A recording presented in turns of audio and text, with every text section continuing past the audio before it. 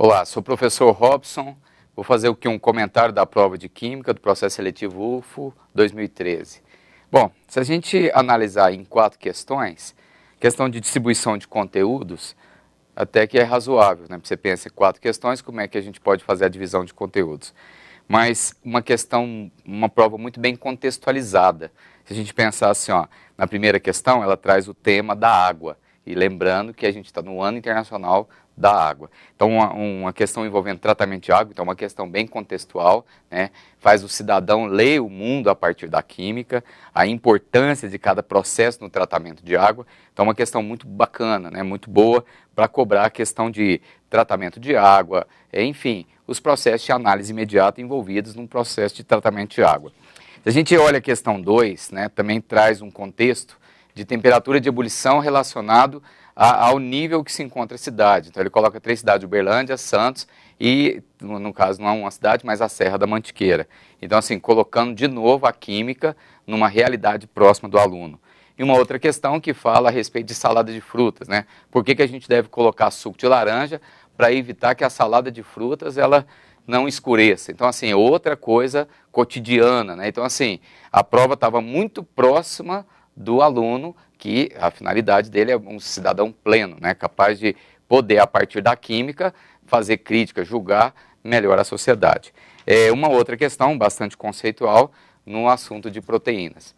Se a gente pensar em termos de conteúdos, né, quando a gente fala assim, essa prova cobra conteúdo ou não, né, se a gente pensar nos conteúdos conceituais, eles foram amplamente, né, exigidos na prova. Se a gente pensar em procedimentais, teve a questão procedimental, que pedia lá para construir um gráfico e depois, a partir do gráfico construído, fazer a análise desse gráfico, questão exclusivamente procedimental. Enfim, se a gente analisar essa prova na questão de dificuldade, nós vamos perceber o seguinte: nenhuma questão fácil, 3 questões de nível médio e uma questão de nível difícil. A gente avalia dessa maneira pela quantidade de mobilização de cognição que o aluno precisa fazer para conseguir resolver essas questões. Se a gente pensa na abordagem de conteúdo, como eu disse, né, todas elas abordam conteúdos, e conteúdos tanto curriculares e extracurriculares, que no tange a questão de conceituais, procedimentais e atitudinais. Com relação à interdisciplinaridade, nós temos aqui uma questão interdisciplinar. Veja bem, o que a gente considera uma questão interdisciplinar? É aquela questão que pode ser resolvida por uma outra disciplina.